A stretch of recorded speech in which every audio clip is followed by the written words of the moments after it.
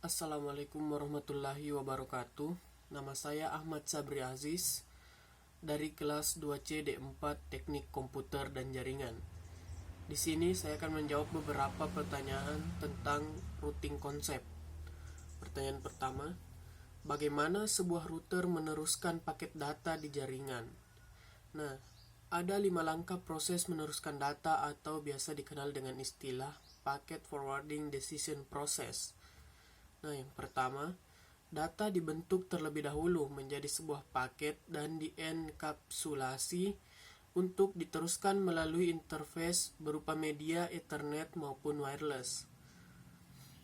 Yang kedua, router melakukan proses pengiriman data berdasarkan routing table dan metode path determination dengan menggunakan netmask yang paling banyak networknya. Yang ketiga, router menentukan apakah tujuan paket data yang dikirim berada pada kondisi directly connect network atau remote network.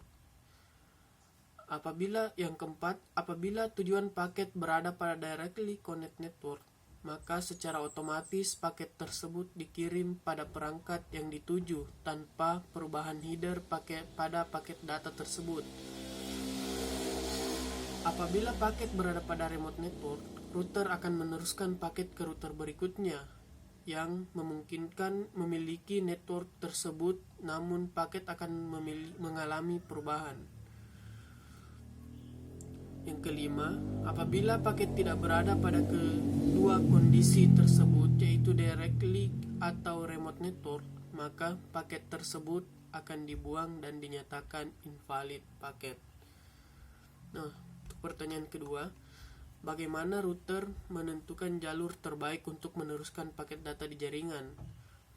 Ada beberapa cara router menentukan jalur mana yang terbaik. Yang pertama, IPv4 long match example atau menentukan netmask yang panjang. Yang kedua, membuat routing table.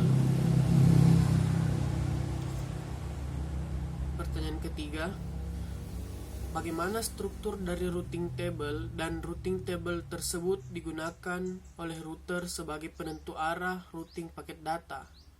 Nah, struktur dalam routing table ada 7.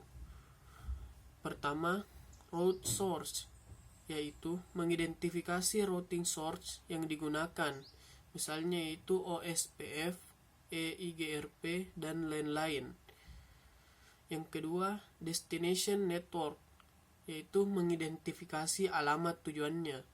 Yang ketiga, administrative distance, yaitu tingkat kepercayaan yang dimiliki oleh router untuk meneruskan data. Lebih kecil nilai yang dimiliki, maka lebih terpercaya dalam meneruskan paket. Yang keempat, matrik, yaitu mengidentifikasi matrik atau nilai yang ditetapkan untuk mencapai jaringan. Yang kelima, next stop, yaitu mengidentifikasi alamat IP berikutnya dari router yang akan diteruskan.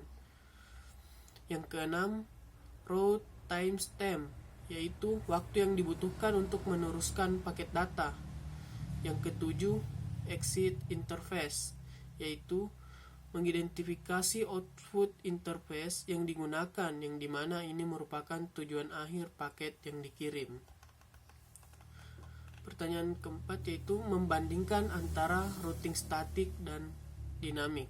Nah, yang pertama, routing statik biasanya digunakan untuk jaringan yang berskala kecil, sedangkan untuk dynamic routing biasa digunakan untuk jaringan yang berskala lebih besar, yang biasanya diterapkan oleh ISP. Yang kedua, routing statik dikonfigurasi secara manual oleh administrator atau routing table. Jadi, administrator harus mengetahui informasi mengenai router yang terhubung. Sedangkan dynamic routing, router akan membagi informasi satu sama lain secara otomatis. Mungkin itu saja. Cukup sekian, kurang lebihnya mohon dimaafkan. Assalamualaikum warahmatullahi wabarakatuh.